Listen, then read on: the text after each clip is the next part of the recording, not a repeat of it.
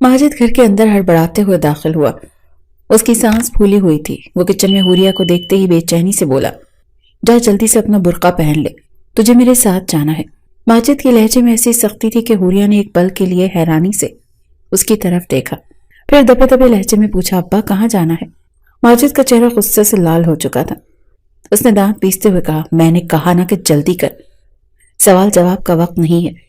حوریہ کے دل میں خوف کا سایہ لہرانے لگا۔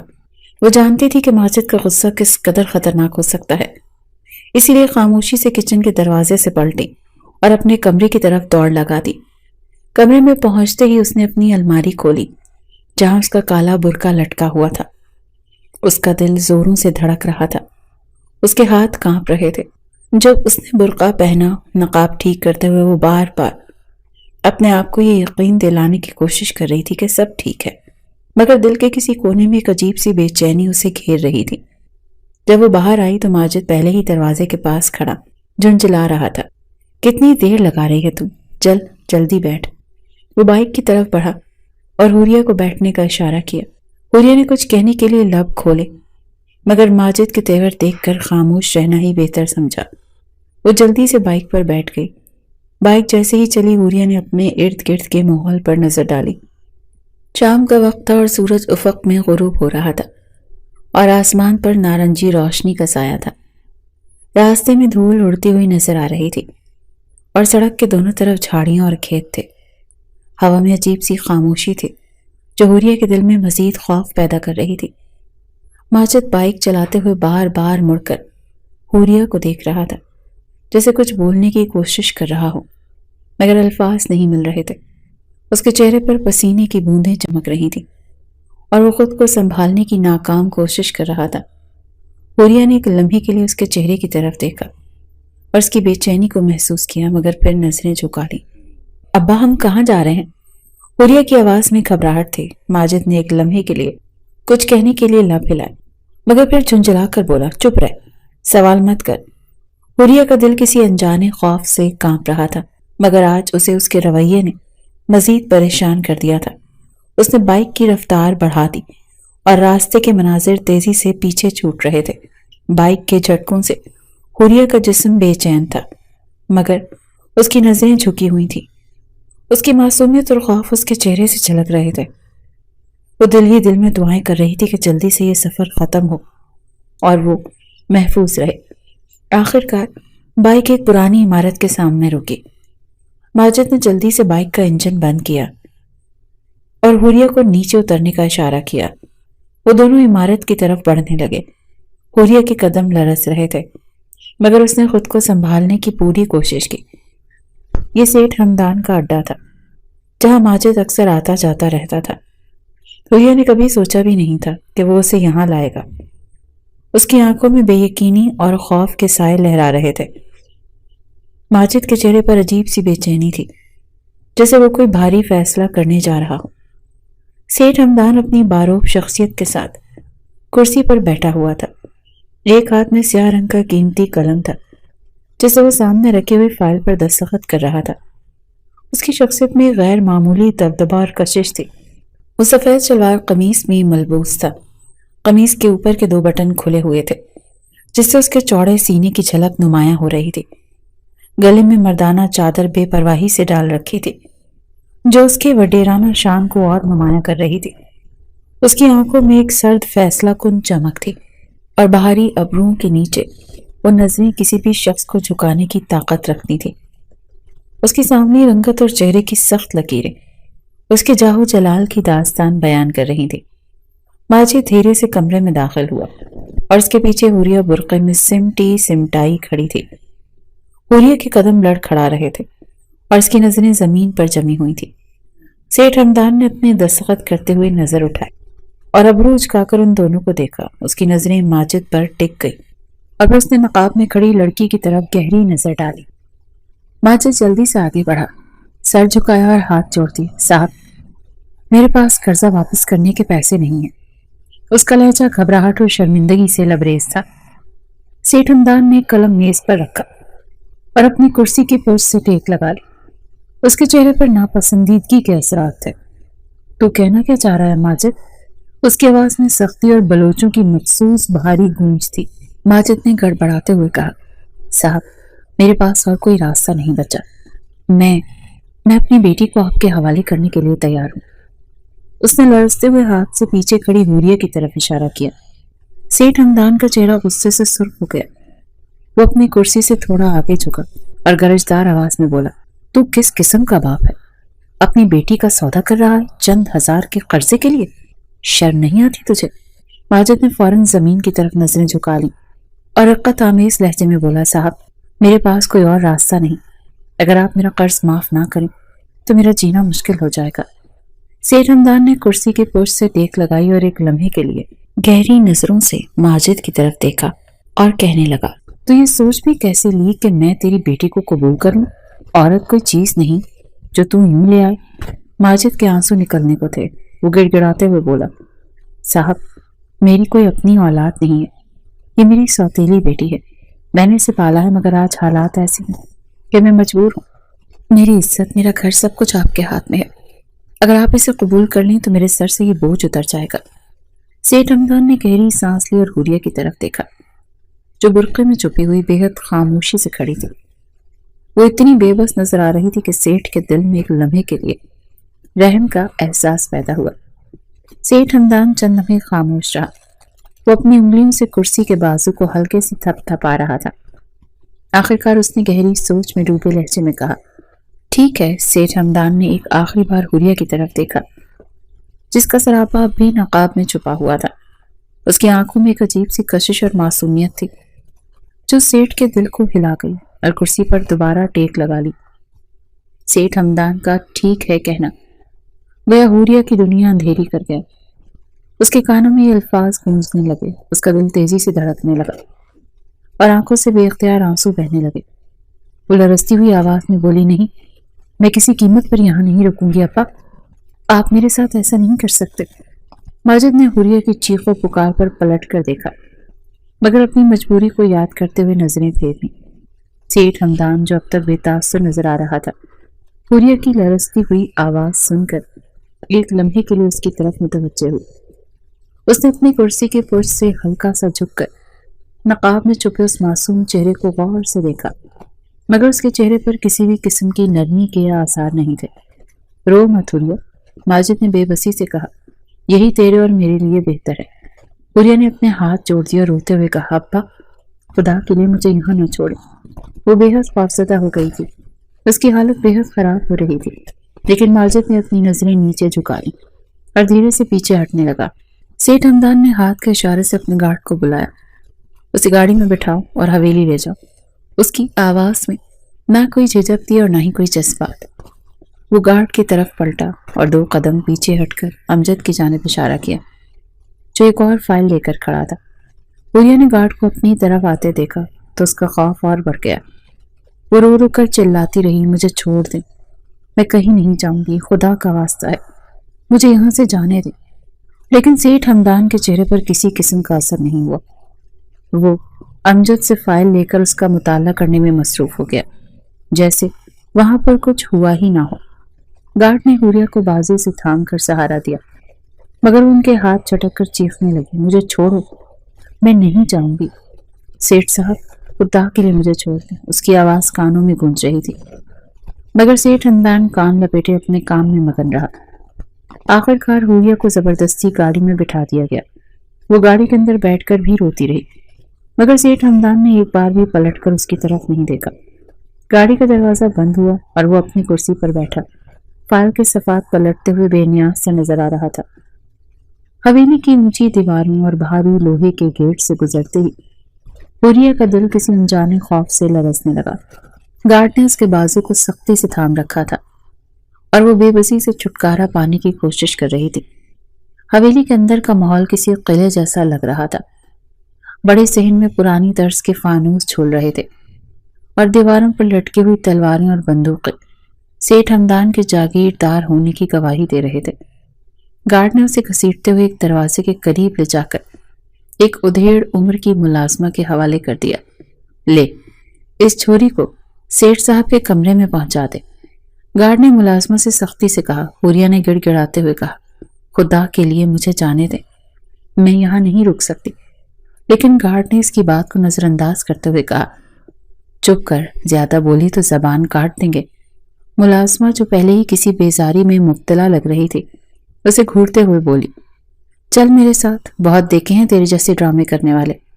حوریہ کی آنکھوں سے آنسو بہ رہے تھے، لیکن ملازمہ کا لہجہ مزید کڑوا ہوتا جا رہا تھا۔ سیڑھیاں چڑھتے ہوئے ملازمہ نے طنزیہ لہجے میں کہا، سیٹھ صاحب کی حویلی میں آ کر تو نخرے دکھا رہی ہے؟ ارے یہاں تو بڑی بڑی عورتیں آنے کے لیے تیار رہتی ہیں، اور تو ہے کہ واویلا مچا رہی ہے۔ حوریہ نے بے بسی سے کہا، آپ کو خدا کا واسطہ، مجھے یہاں سے جانے دے، میں کوئی برا کام نہیں کرنا چاہتی۔ مگر ملازمہ نے اس کی بات سننے کے بجائے اپنے غصے کا اظہار کرتے ہوئے کہا، چپ کر، تیرے جیسے لوگ بہت دیکھے ہیں جو عزت کی باتیں کرتے ہیں اور پھر خود ہی اپنی قیمت لگوا لیتے ہیں۔ سیٹھ صاحب تیرے جیسی 100 عورتوں کو خرید سکتے ہیں۔ آخر کار وہ اسے سیٹھ ہمدان کے کمرے تک لے ہی آئیں۔ کمرہ بہت بڑا اور شاندار تھا، جس کی دیواروں پر بھاری پردے لٹک رہے تھے اور فرش پر قیمتی قالین بچھا ہوا تھا۔ ملازم نے دروازہ کھولا اور حوریہ کو اندر دھکیل دیا، چل یہاں بیٹھ جا اور ڈرامے بازی نہ کر۔ حوریہ نے کمرے کے اندر قدم رکھتے ہی دروازے کی طرف لپک کر باہر نکلنے کی کوشش کی، مگر ملازمہ نے دروازہ بند کر دیا اور باہر سے بولی، یہاں سے بھاگنے کا کوئی فائدہ نہیں، سیٹھ صاحب کا حکم پتھر کی لکیر ہے۔ حوریہ نے چیخ کر دروازے کو پیٹنا شروع کر دیا، مجھے باہر نکالو، خدا کے واسطے مجھے جانے دو۔ لیکن ملازمہ اپنی بات دہراتے ہوئے وہاں سے چلی گئی۔ کمرے میں گہری خاموشی چھا گئی تھی۔ حوریہ نے خود کو بستر پر گرتے ہوئے پایا، اس کا جسم کانپ رہا تھا اور آنکھوں سے آنسو بہنے کا سلسلہ رکنے کا نام نہیں لے رہا تھا۔ اس نے اپنے دونوں ہاتھ دعا کے لیے اٹھائے، یا اللہ میری عزت کی حفاظت کر، مجھے اس امتحان سے نکال دے۔ کمرے کی ہر چیز حویلی کی شان و شوکت کا مظہر تھی، مگر حوریہ کے دل میں خوف کے سوا کچھ نہیں تھا۔ وہ اس سوچ میں ڈوبی ہوئی تھی کہ آخر یہ کیسا امتحان ہے جو اسے تنہا اور بے بس کر کے اس جگہ لے آیا۔ کمرے میں وقت جیسے ٹھہر سا گیا۔ حوریہ بستر کے کونے میں سکڑی سمٹی بیٹھی تھی اور آنکھیں میچے مسلسل آیت الکرسی کا ورد کر رہی تھی۔ اس کی ہچکیاں اس قدر مدھم ہو چکی تھی کہ صرف وہی انہیں سن سکتی تھی۔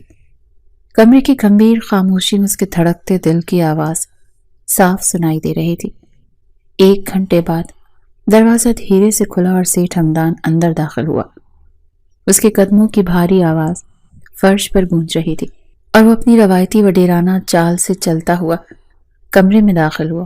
اس کے چہرے پر وہی دبدبا تھا، مگر آج اس کی آنکھوں میں ایک الگ ہی چمک تھی۔ اس نے دروازہ بند کرتے ہی کمرے کا جائزہ لیا اور پھر بستر کے کونے میں نقاب میں لپٹی حوریہ پر نظر ٹھہر گئی۔ وہ چند لمحے خاموشی سے اسے دیکھتا رہا، پھر بلوچی انداز میں طنزیہ لہجے میں بولا، یہ کیا ڈرامہ ہے؟ تو اتنی نیک نکلی کہ یہاں بیٹھ کر دعائیں کر رہی ہے؟ اس کی آواز گونجدار تھی اور لہجے میں طنز چھپا تھا۔ کتنا وقت چاہیے خدا کو منانے کے لیے؟ حوریہ نے اس کی آواز سن کر جھٹکے سے اپنی آنکھیں کھول لی۔ اس کی نظریں خوف سے سیٹھ ہمدان پر جم گئی، جو اب قدم قدم چلتا ہوا اس کے قریب آ رہا تھا۔ ہمدان نے اس کے نقاب کو غور سے دیکھتے ہوئے ہلکی سی مسکراہٹ کے ساتھ کہا، کیوں چھپا رکھا ہے چہرہ؟ ایسا کیا خزانہ ہے جو دیکھنے والوں کو دکھایا نہیں جا سکتا؟ پھر وہ ایک جھٹکے سے اس کے قریب جھکا اور بغیر کوئی اجازت لیے اس کا نقاب کھینچ کر چہرے سے ہٹا دیا۔ جیسے ہی نقاب اترا، ہمدان ایک پل کے لیے ساکت رہ گیا۔ اس کی آنکھیں حیرت سے پھیل گئیں اور سانس جیسے اس کے سینے میں اٹک گئی ہو۔ اس کے سامنے ایک ایسا حسن تھا جو اس نے اپنی زندگی میں پہلے کبھی نہیں دیکھا تھا۔ حوریہ کی معصومیت، اس کے آنسوں سے بھیگی پلکیں اور اس کے چہرے کی بے بسی نے سیٹھ ہمدان کو کچھ لمحوں کے لیے خاموش کر دیا۔ حوریہ نے فوراً ہاتھ جوڑ لیے اور لرزتے ہوئے الفاظ میں کہا، سیٹھ صاحب خدا کے واسطے مجھے معاف کر دیں، میری عزت بچا لیں، میں یہاں اپنی مرضی سے نہیں ہے، مجھے زبردستی لایا گیا ہے۔ اس کی آواز میں ایسا درد تھا کہ کمرے کی دیواریں بھی کانپ جاتی۔ سیٹھ ہمدان نے گہری سانس لی اور خود کو قابو میں کرنے کی کوشش کی۔ اس نے اپنے چہرے پر سنجیدگی لاتے ہوئے پیچھے قدم بڑھائے۔ اس کی نظریں ایک پل کے لیے حوریہ کے جھکے ہوئے ہاتھوں پر رک گئیں، اس کے آنسوؤں پر، اور آخر کار وہ نظریں ہٹا کر پلٹ گیا۔ وہ کچھ کہے بغیر دروازے کی طرف بڑھا۔ دروازے کے قریب پہنچ کر ایک لمحے کے لیے رکا جیسے کچھ سوچ رہا ہو، مگر پھر جھٹکے سے دروازہ کھولا اور بغیر مڑ کر دیکھے کمرے سے باہر چلا گیا۔ حوریہ جو اس پورے وقت میں سانس روکے بیٹھی تھی، اس کے جاتے ہی سجدے میں گر گئی اور روتے ہوئے اپنے رب کا شکر ادا کرنے لگی۔ مگر وہ معصوم کہاں جانتی تھی کہ اصل آزمائش تو اب شروع ہونی ہے، جہاں اس کو اپنا آپ نچھاور کرنا تھا۔ وہ کافی دیر سجدہ شکر میں پڑی رہی اور پھر اٹھ کر آنسو بھری نگاہوں سے چاروں جانب دیکھنے لگی کہ وہ اب یہاں سے کس طرح باہر نکلے گی۔ حمدان تو کچھ بول کر گیا ہی نہیں تھا، اس نے تو محض صرف ایک نگاہ اس کے وجود پر ڈالی تھی اور پھر وہ ایسا گیا جیسے وہ وہاں ہو ہی نہ۔ کافی دیر تک وہ خاموشی سے بیٹھی انہی سب چیزوں کے بارے میں سوچتی رہی کہ اب آگے کیا کرنا ہے۔ سیٹھ حمدان تیز قدموں سے نیچے اپنے مخصوص کمرے میں آیا۔ دروازہ بند کرتے ہی اس نے گہری سانس لی، جیسے خود کو سنبھالنے کی کوشش کر رہا۔ اس کا دل ابھی بھی بے قابو دھڑک رہا تھا اور اس کی آنکھوں کے سامنے بار بار وہی چہرہ لہرا رہا تھا، وہ چہرہ جس پر بے بسی اور معصومیت کے ایسے نقوش تھے جو کسی کے دل کو بھی چھلی کر دیں۔ حمدان نے اپنی آنکھیں موند لیں اور صوفے پر بیٹھتے ہی ہلکی سی مسکراہٹ اس کے ہونٹوں پر پھیل گئی۔ یہ کیا غضب ہے حمدان، وہ خود سے مخاطب ہو۔ اس کا لہجہ ہلکا سا حیرت اور مسکراہٹ سے لبریز تھا۔ ایک پل میں ہی اس لڑکی نے کیا جادو کر دیا مجھ پر۔ وہ ہاتھ سے اپنی پیشانی مسلتے ہوئے ہنس دیا۔ یہ کیسا حسن ہے جو میری عقل اور سکون دونوں چھین کر لے گیا۔ وہ کرسی کی پشت سے ٹیک لگا کر آسمان کی طرف دیکھنے لگا، جیسے اپنے دل کی کیفیت کو سمجھنے کی کوشش کر رہا ہو۔ حوریہ، اس نے دھیرے سے اس کا نام لیا۔ اتنی معصومیت، اتنا وقار، جیسے کسی نے چاندنی کو زمین پر اتار دیا ہو۔ چند لمحے وہ یوں ہی خاموش بیٹھا رہا، پھر خود سے بولا، یہ لڑکی میری بنے گی، اسے میرے سوا کوئی نہیں چھو سکتا، نہ وہ اس حویلی سے باہر جائے گی، نہ ہی کسی اور کی ہوگی۔ اس کے لہجے میں اب ایک فیصلہ کن سختی آ چکی تھی۔ کل صبح ہی نکاح ہوگا اور میں اس کو اپنی زندگی میں شامل کر لوں گا۔ اس نے جیب سے اپنا فون نکالا اور فوراً امجد کو کال کی۔ امجد سن، صبح ٹھیک 9 بجے لاؤنج میں نکاح کے تمام انتظامات مکمل ہونے چاہیے، مولوی صاحب، گواہ، سب کچھ وقت پر ہونا چاہیے، کوئی کمی نہ ہو، سمجھے؟ دوسری طرف سے امجد نے اس بات میں جواب دیا تو حمدان نے مختصر سا ٹھیک ہے کہہ کر فون بند کر دیا۔ فون رکھتے ہی وہ گہری سانس لیتے ہوئے کمرے کے کونے میں موجود نرم بستر کی طرف بڑھا۔ اس نے جوتے اتار کر بستر پر نیم دراز ہوتے ہوئے آنکھیں بند کر لیں۔ ہلکی سی مسکراہٹ اب بھی اس کے ہونٹوں پر تھی اور اس کے ذہن میں حوریہ کا چہرہ بار بار ابھر رہا تھا۔ میری دلہن، وہ دھیرے سے بڑبڑایا جیسے خود کو تسلی دے رہا ہو۔ پھر کچھ دیر بعد وہ اس خیال کے ساتھ نیند کی آغوش میں چلا گیا۔ صبح کے 9 بجنے میں چند منٹ باقی تھے جب 2 ملازمائیں گھبراہٹ کے عالم میں حوریہ کے کمرے میں داخل ہوں۔ وہ دروازہ دھیرے سے کھول کر اندر داخل ہوئیں، جہاں حوریہ زمین پر بیٹھی ہوئی دیوار سے ٹیک لگا گہری نیند میں تھی۔ رات کی بے بسی اور خوف کی وجہ سے وہ اپنی جگہ سے ہل بھی نہیں سکی تھی۔ ملازمہ جو کل سے اس کی بے عزتی کرتے ہوئے اسے کمرے میں چھوڑ گئی تھی، آج ہلکی سی جھجک کے ساتھ اس کے قریب آئی اور قدرے نرم لہجے میں بولی، بیگم صاحبہ جاگ جائیں، وقت ہو گیا ہے۔ دوسری ملازمہ نے جلدی سے اس کا کاندھا ہلاتے ہوئے کہا، اٹھ جائیے، آپ کو نیچے لے کر جانا ہے۔ حوریہ نیند سے جاگتے ہوئی بوکھلا گئی۔ وہ الجھی ہوئی نظروں سے دونوں ملازماؤں کو دیکھنے لگی اور سوالیہ انداز میں بولی، کیا ہوا، کیوں جگا رہی ہو؟ ملازمہ جو کل اس پر طنز کر رہی تھی آج جھکی ہوئی نظروں سے کہنے لگی، بیگم صاحبہ جلدی کریں، یہ لال دوپٹہ لے کر اپنے سر پر ڈال لیں۔ حوریہ حیران ہو کر بولی، یہ سب کیا ہے، کیوں کہہ رہی ہو مجھے بیگم صاحبہ؟ ملازمہ نے گھبرا کر نظریں جھکا لیں اور بات ٹالنے کی کوشش کرتے ہوئے بولی، بعد میں سب سمجھ آ جائے گا، آپ بس نیچے چلیں، دیر ہو رہی ہے۔ دوسری ملازمہ نے جلدی سے حوریہ کے بالوں کو درست کرتے ہوئے اس کے سر پر لال دوپٹہ رکھ دیا اور بولی، جلدی کریں، ہمیں نیچے لے کر جانا ہے، مولوی صاحب اور سب نیچے انتظار کر رہے ہیں۔ مولوی صاحب؟ حوریہ کے دل کی دھڑکن تیز ہو گئی۔ اس نے جلدی سے سوال کیا، یہ سب کیا ہو رہا ہے، مجھے نیچے کیوں لے کر جا رہی ہو؟ مگر ملازماؤں نے کوئی جواب نہ دیا اور اسے زبردستی کمرے سے باہر لے آئیں۔ نیچے لاؤنج میں ماحول باضابطہ اور سنجیدہ تھا۔ مولوی صاحب ایک طرف رکھی میز کے پاس بیٹھے تھے ان کے قریب 2 گواہ موجود تھے اور کمرے میں موجود ہر شخص کی نظریں جھکی ہوئی تھیں۔ سیٹھ ہمدان سفید شلوار قمیص میں بے حد وجیح لگ رہا تھا۔ اس کے بال نفاست سے بنے ہوئے تھے۔ اس کے چہرے پر ایک عجیب سی سنجیدگی اور سکون تھا۔ اس کا چہرہ جھکا ہوا تھا اور وہ گہری سوچ میں نظر آ رہا تھا۔ حوریہ کو جیسے ہی لاؤنج میں لایا گیا، سب کی نظریں اس پر ٹک گئیں۔ وہ سہمے ہوئے قدموں کے ساتھ چلتی ہوئی مکمل طور پر ہکا بکا ہو رہی تھی۔ ملازموں نے اسے نرمی سے صوفے پر سیٹھ ہمدان کے برابر میں بٹھا دیا۔ ہمدان نے ایک لمحے کے لیے اپنی نظریں اٹھائیں اور حوریہ کی طرف دیکھا۔ حوریہ کے دل کی دھڑکن جیسے تھم سی گئی ہو۔ وہ بے یقینی کے عالم میں مولوی صاحب اور گواہوں اور ہمدان کو دیکھتی رہی۔ یہ سب کیا ہو رہا ہے؟ وہ ہچکچاتے ہوئے بولی، مگر اس کی آواز اتنی دھیمی تھی کہ شاید کسی نے نہ سنی۔ سیٹھ ہمدان کے چہرے پر ہلکی سی مسکراہٹ آئی، مگر اس نے کوئی جواب نہیں دیا۔ مولوی صاحب نے کتاب کھولی اور گواہوں سے کچھ بات کرنے لگے، اور حوریہ کو احساس ہونے لگا کہ یہاں کچھ ایسا ہونے والا ہے جس کا وہ تصور بھی نہیں کر سکتی۔ اور اس کا باپ تو اس کو بیچ چکا ہے۔ اس کی کل عزت تار ہونی تھی۔ وہ تو ایک رکھیل کے طور پر جانی جانی تھی، تو پھر یہ نکاح کیسے؟ وہ حیران کن طور پر پریشان تھی۔ لاؤنج میں سناٹا تھا۔ ہر شخص کی نظریں جھکی ہوئی تھی سوائے ہمدان کی، جس کی نگاہیں بار بار حوریہ کے چہرے پر ٹک جاتی تھی۔ مولوی صاحب نے نکاح کی کتاب کھولی اور رسمی دعا پڑھنے کے بعد حوریہ کی طرف دیکھا۔ بیٹی، کیا آپ کو یہ نکاح قبول ہے؟ مولوی صاحب کی آواز گونجی تو حوریہ کا دل زور زور سے دھڑکنے لگا۔ اس کی نظریں خوف اور حیرت سے ادھر ادھر بھٹکنے لگی، مگر وہ کچھ بول نہ پائی۔ خاموشی نے کمرے کی فضا کو مزید بوجھل کر دیا تھا۔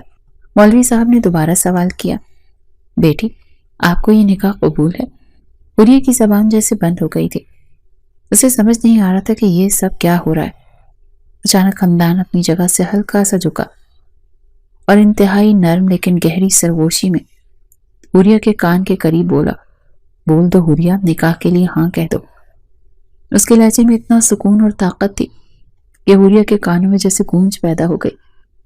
وہ مزید جھکا اور اپنی بات جاری رکھتے ہوئے بولا، میں تم سے اب دستبردار نہیں ہو سکتا۔ تمہاری عزت میری عزت ہے۔ میں جانتا ہوں تمہارے لیے بغیر نکاح کے میرے قریب آنا توہین ہوگی، اور میں تمہاری یہ توہین کبھی نہیں ہونے دوں گا۔ ہمدان کی آواز میں ایک عجیب سی کشش اور طاقت تھی، جیسے وہ اپنی بات پر مکمل یقین رکھتا ہو۔ تم ایک عزت دار گھرانے کی لڑکی ہو حوریہ، اور اب یہ نکاح تمہاری عزت کی حفاظت کا وعدہ ہے۔ حوریہ کا چہرہ شرم سے لال ہو گیا۔ اس کے دل میں عجیب کشمکش جاری تھی، مگر ہمدان کے الفاظ نے اس کے دل پر ایک ایسی تاثیر چھوڑی تھی کہ وہ مزید خاموش نہ رہ سکی۔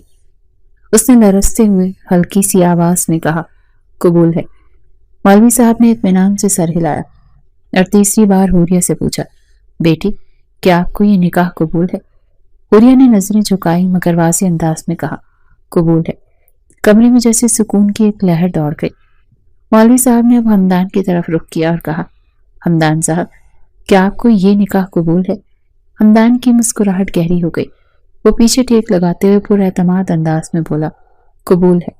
اس کی آواز میں ایک عجیب دبدبا تھا، جیسے یہ لمحہ اس کے لیے سب سے اہم ہو۔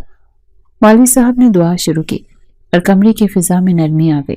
حوریہ نے چوری چوری ایک نظر ہمدان کی طرف دیکھا، جو اب بھی مسکرا رہا تھا، جیسے یہ نکاح اس کی زندگی کا سب سے بڑا خواب ہو جو پورا ہو چکا تھا۔ مگر وہ جانتا ہی نہیں تھا کہ وہ کیا کر چکا ہے، کہ اس کھائی میں چھلانگ لگا چکا ہے۔ نکاح کے بعد ملازمہ نے حوریہ کو سہارا دے کر کمرے تک پہنچایا۔ وہ کمرہ جو شاید سیٹھ ہمدان کے لیے خاص طور پر تیار کیا گیا تھا، وسیع اور شاندار تھا۔ دیواروں پر بلوچی طرز کے نقش و نگار، بھاری پردے اور وسط میں ایک نفیس اور خوبصورت بستر، جس پر سفید اور سرخ رنگ کے گدے بچھے ہوئے تھے، جیسے یہ کسی تقریب کا حصہ ہو۔ حوریہ کو ملازمہ نے بستر پر بٹھایا اور قدرے نرم لہجے میں کہا، بیگم صاحبہ، آپ یہیں بیٹھیں، سیٹھ صاحب تھوڑی دیر میں آتے ہوں گے۔ حوریہ ابھی تک بوکھلائی ہوئی تھی۔ وہ سمجھ نہیں پا رہی تھی کہ یہ سب کیا ہو رہا ہے۔ ملازمہ دروازہ بند کر کے چلی گئی اور حوریہ کمرے میں اکیلی رہ گئی۔ اس کا دل زور زور سے دھڑک رہا تھا۔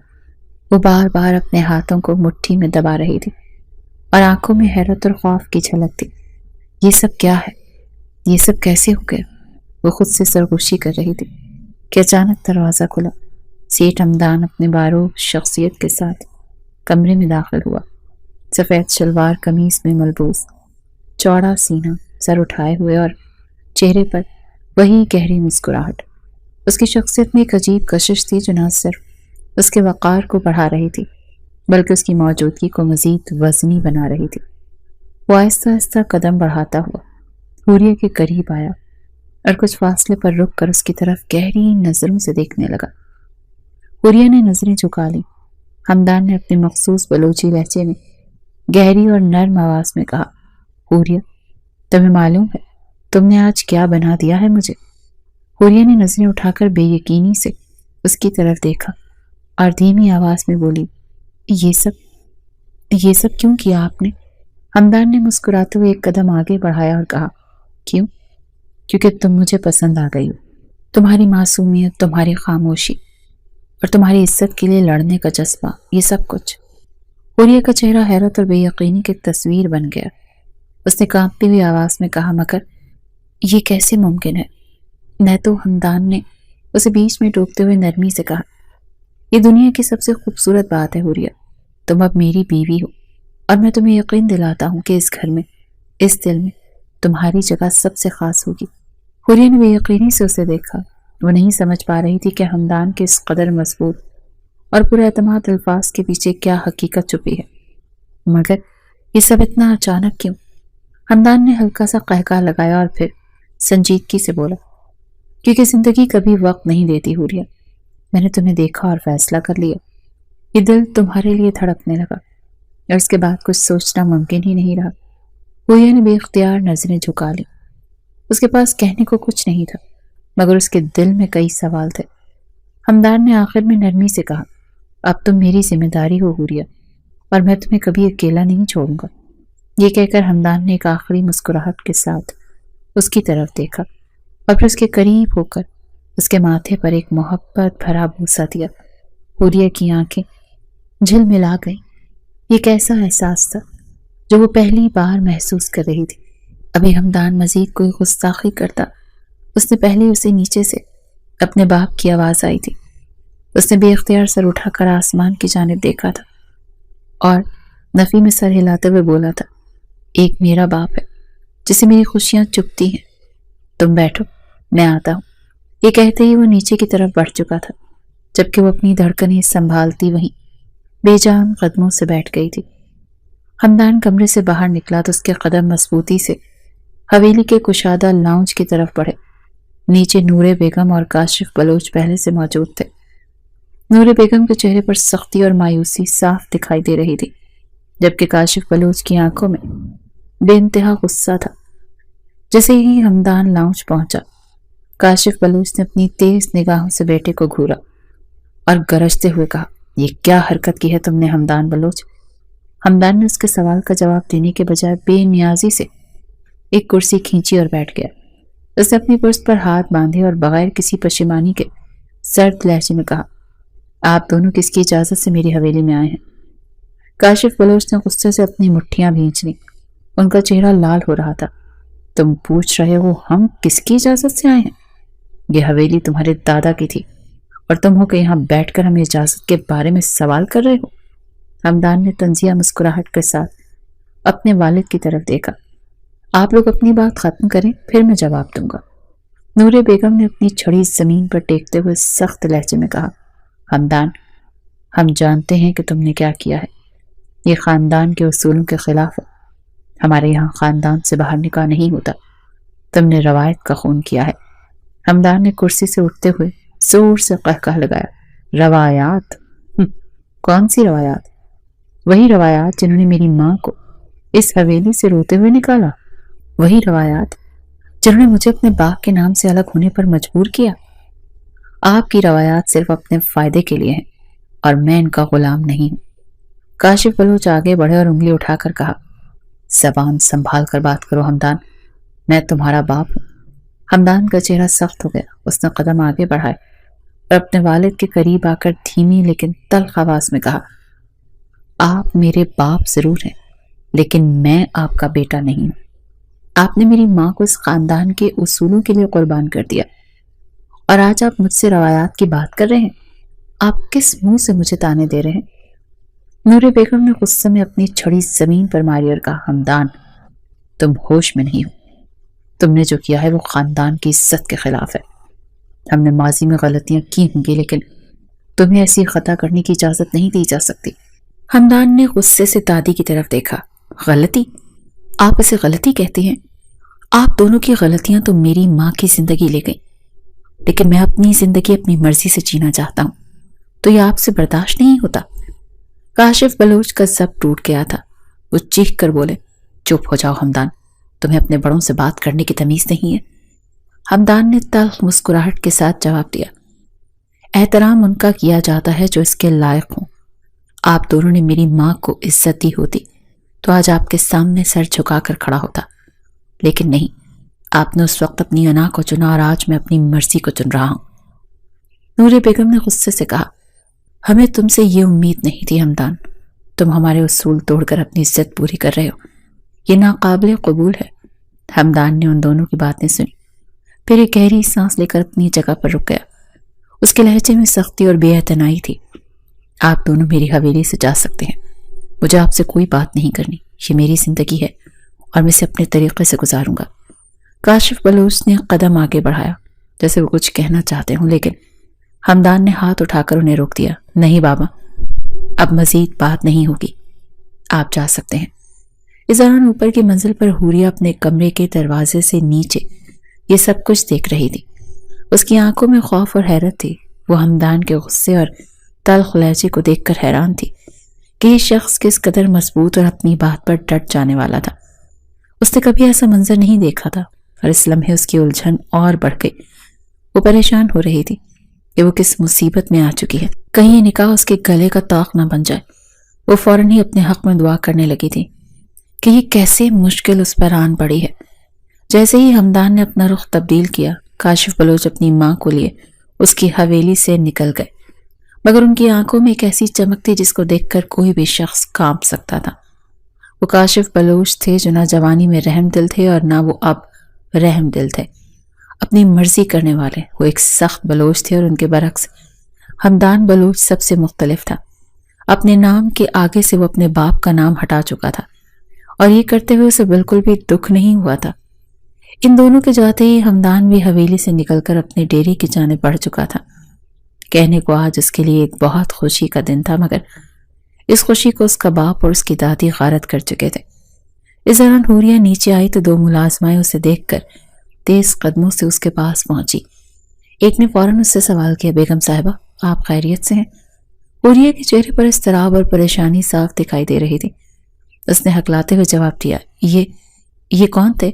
وہ جو ابھی ابھی گئے ہیں؟ ملازمہ نے اسے نظر انداز کرتے ہوئے جواب دیا، یہ حمدان صاحب کے والد صاحب اور ان کی دادی تھی۔ حوریہ نے مزید سوال کیا، لیکن وہ اتنے غصے میں کیوں تھے اور آپس میں ایسی باتیں کیوں کر رہے تھے؟ کیا ہوا تھا؟ ملازمہ کا چہرہ لمحے بھر کو سنجیدہ ہو گیا۔ اس نے ہلکے سے سر جھکایا اور پھر نظریں جھکاتے ہوئے جواب دیا، بیگم صاحبہ، آپ کو اس بارے میں کچھ نہیں جاننا چاہیے۔ حوریہ نے سر جھٹکتے ہوئے فوراً جواب دیا، کیوں؟ مجھے بتاؤ، مجھے سب کچھ جاننا ہے۔ وہ کیا باتیں کر رہے تھے؟ کیوں اتنا غصہ تھے؟ ملازمہ نے افسوس سے سر ہلایا، پھر اس کے چہرے پر غمگین مسکراہٹ آئی۔ بیگم صاحبہ، یہ سب آپ کے لیے نہیں ہے، یہ خاندان کی باتیں ہیں اور وہ آپ کو پریشان نہیں کرنا چاہتے۔ حوریہ نے اپنا ہاتھ اپنے سینے پر رکھ کر گہری سانس لی اور پھر ہولے سے کہا، پر مجھے تو کچھ سمجھ نہیں آ رہا، یہ سب کیا ہو رہا ہے؟ میں یہاں کیوں آئی ہوں اور وہ لوگ، وہ اتنی تلخ باتیں کیوں کر رہے تھے؟ ملازمہ نے اس کے سوالات کو نظر انداز کرتے ہوئے کہا، بیگم صاحبہ، اگر آپ اجازت دیں تو ہم آپ کو ناشتہ دے سکتے ہیں۔ حوریہ کے دماغ میں ہر طرف بس الجھاؤ تھا۔ اس نے پریشانی سے سر جھٹک دیا اور کہا، نہیں، میں کچھ نہیں چاہتی، میرا دماغ بالکل کام نہیں کر رہا، مجھے بس کچھ وقت چاہیے۔ ملازمہ نے ایک لمحے کے لیے حوریہ کو غور سے دیکھا اور پھر نرم آواز میں کہا، بیگم صاحبہ، آپ کا دماغ تھک چکا ہے، تھوڑا آرام کر لیں۔ حوریہ نے ایک بے بس نگاہ ملازمہ پر ڈالی اور دھیمی آواز میں بولی، تو مجھے کچھ کھانے کے لیے دے دو۔ یہ کہہ کر وہ خاموشی سے لاؤنج میں ہی بیٹھ گئی۔ اس کی دل کی دھڑکنیں معمول سے ہٹ کر آج بہت تیز رفتار سے دوڑ رہی تھی۔ حمدان ڈیرے میں خاموش بیٹھا تھا۔ اس کی نظریں نیچی تھی اور آنکھوں میں ایک عجیب سی نمی، جو کسی اندر کی گہری تڑپ کو ظاہر کر رہی تھی۔ اس کا چہرہ اضطراب سے بھرا ہوا تھا اور وہ باہر کی دنیا سے بالکل بے خبر اپنے گزرے ہوئے دنوں میں کھو چکا تھا۔ زمین کی مٹی کو دیکھتے ہوئے کربناک مسکراہٹ اس کے ہونٹوں پر آئی، لیکن وہ فوراً غائب ہو گئی۔ یادیں ایک ایک کر کے اسے اپنی گرفت میں لے رہی تھی اور وہ جیسے ماضی کی گہری کھائی میں جا رہا تھا۔ اس کے دماغ میں ایک ایک لمحہ دوبارہ زندہ ہو رہا تھا، اور وہ یادیں جنہوں نے ان کا بچپن چھین لیا تھا وہ ایک بار پھر اسے تڑپا رہی تھی۔ ماضی حویلی کے صحن میں روشنی بلوچ کو شدید مار پڑ رہی تھی۔ نور بیگم کی ظالمانہ آواز سے مسلسل الزامات لگا رہی تھی، اس کی چھاتی میں دم گھونٹ دیتی۔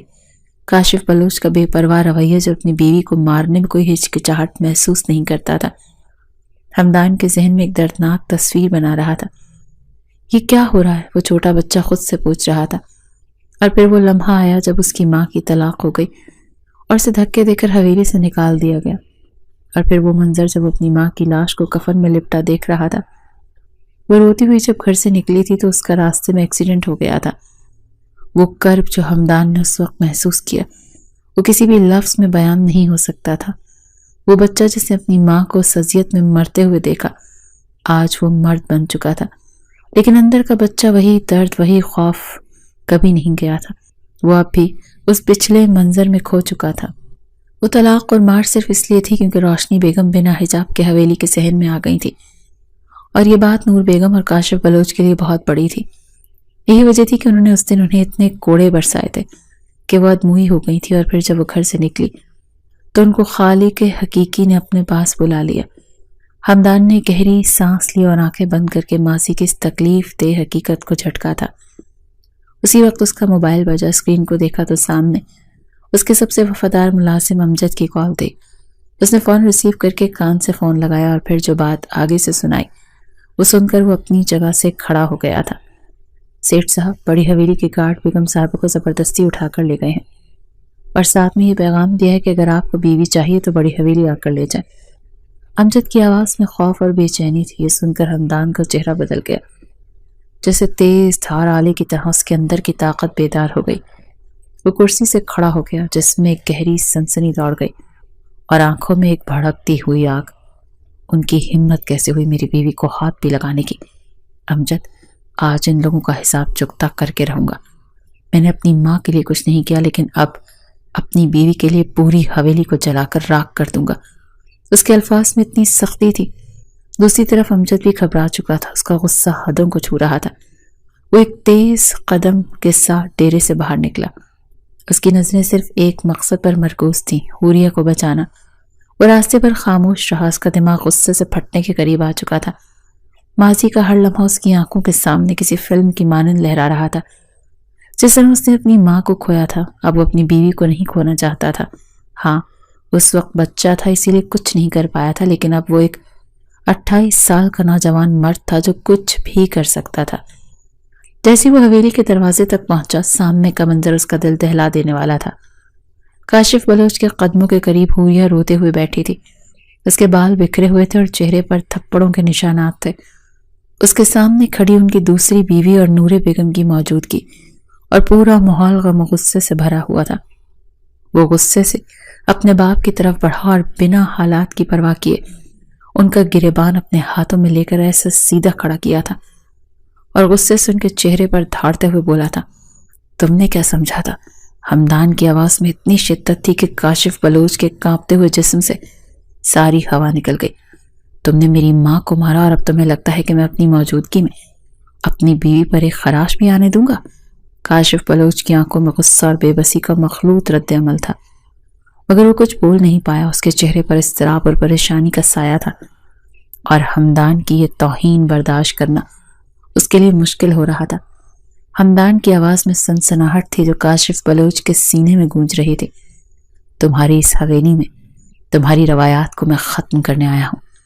کاشف بلوچ، حمدان کی یہ دھمکی اس کے الفاظ کے ساتھ ہی جیسے کوئی بھڑکی ہوئی آگ تھی۔ اگر تم نے اب میری بیوی کی طرف آنکھ اٹھا کر بھی دیکھا تو میں اس حویلی کو جلا کر راکھ کر دوں گا۔ حمدان کا غصہ اور جلال بڑھ رہا تھا۔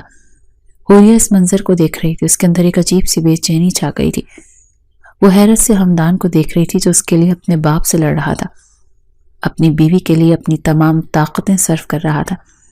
ہمدان نے اپنے باپ کا گریبان چھوڑا اور اس کو دھکا دے کر صوفے پر گرا دیا۔ پورا کمرہ تھرا اٹھا تھا۔ اب تمہیں اپنی جگہ سمجھ میں آ جائے گی کاشف بلوچ، ہمدان نے کہا۔ اس کی آواز میں اتنی گہری نفرت تھی کہ اس کا ہر لفظ کاٹتا ہوا تھا۔ پھر اس نے فوری طور پر حوریہ کی طرف رخ کیا جس کی حالت بکھری ہوئی تھی اور اس کا دل درد سے بھر گیا تھا۔ ہمدان نے اپنی مردانہ شال اس کے سر پر ڈالی، اس کے جسم کے قریب آ کر اسے تھام لیا۔ وہ دھیما سا مسکرایا اور کہا، معافی چاہتا ہوں، آنے میں تھوڑی دیری ہو گئی۔ ہمدان نے حوریہ کا ہاتھ تھاما اور کاشف صاحب کی جانب دیکھتے ہوئے سخت لہجے میں بولا، آئندہ کے بعد اگر مجھ سے رابطہ کرنے کی بھی آپ نے جرت کی تو میں بتا رہا ہوں کہ میں ہر حد بھول جاؤں گا۔ میں یہ بھی بھول جاؤں گا کہ مجھے پیدا کرنے والے آپ ہیں۔ وہ اتنی زور سے دھاڑا تھا کہ حویلی کے در و دیوار ہل چکے تھے۔ کسی نے بھی ہمدان بلوچ کا اتنا غصہ زندگی میں نہیں دیکھا تھا۔ کاشف بلوچ بھی ہل چکے تھے۔ ہاں، وہ ہر برے کام میں ملوث تھے، لیکن انہوں نے کبھی تصور بھی نہیں کیا تھا کہ ان کا بیٹا ان کے سامنے اس طرح سے کھڑا ہو جائے گا۔ وہ اسے حویلی لے آیا تھا۔ جب حویلی میں داخل ہوتے ہی حوریہ نے اس کا ہاتھ تھام لیا اور اس کو دیکھتے ہوئے بے یقین لہجے میں بولی تھی، یہ سب کیا ہو رہا ہے؟ آپ اپنے بابا کا گریبان کیوں پکڑ رہے تھے؟ آپ نے مجھ سے نکاح کیوں کیا؟ میں تو آپ کی زرخلیز غلام ہوں نا۔ وہ مزید کچھ کہتی اس سے پہلے ہی ہمدان نے اس کی کمر میں ہاتھ ڈالا تھا اور اسے اپنے سینے سے لگاتے ہوئے محبت سے چور لہجے میں بولا تھا، تم زرخرید غلام نہیں، تم اس غلام کی آقا ہو۔ اور وہ اپنی طرف اشارہ کرتے ہوئے بولا تو حوریہ حیران ہو کر اس کو دیکھنے لگی، جب اچانک اس کے قدموں میں بیٹھ گیا تھا۔ ہمدان بلوچ جس کے آگے پوری دنیا جھکتی تھی، آج وہ ایک معمولی سی لڑکی کے آگے گھٹنے ٹیک کر بیٹھا ہوا تھا۔ بے شک محبت انسان کو کس حد تک جھکا دیتی ہے۔ آج ہمدان کو بہت اچھے سے اس بات کا احساس ہو رہا تھا۔ اس نے محبت سے اس کا ہاتھ تھاما تھا اور اس کی پشت پر اپنے لب رکھتے ہوئے بولا تھا، اپنے باپ کی اس حرکت پر میں تم سے معافی چاہتا ہوں اور تمہارے ساتھ ایک نئی زندگی کا آغاز کرنے کا چانس مانگتا ہوں۔ کیا میری بیوی بن کر ایک نئی زندگی شروع کرو گی؟ کیا میری محبت کے ساتھ میرے گھر کو روشن کرو گی؟ کیا میرے بچوں کی جنت بنو گی؟ جب حوریہ کی آنکھوں میں آنسو آ گئے تھے، لمحے میں اس کی آنکھوں کے سامنے وہ لمحات گزرے تھے جب وہ اپنے سوتیلے باپ کے گھر میں رہی تھی۔ ان کا تلخ لہجہ، ان کی باتیں، ان کا انداز، سب کچھ یاد آتا جا رہا تھا۔ جب اس نے روتے ہوئے سر ہاں میں ہلایا تھا اور ہمدان کے ہاتھ پر ہاتھ رکھ دیا، وہ تو تصور بھی نہیں کر سکتی تھی کہ محض ایک رات میں اس کی پوری دنیا تبدیل ہو جائے گی۔ اور حقیقت ہے، جب خدا نوازنے پر آتا ہے تو دیر نہیں کرتا، اور جب چھیننے پر آتا ہے تو وقت نہیں لگتا۔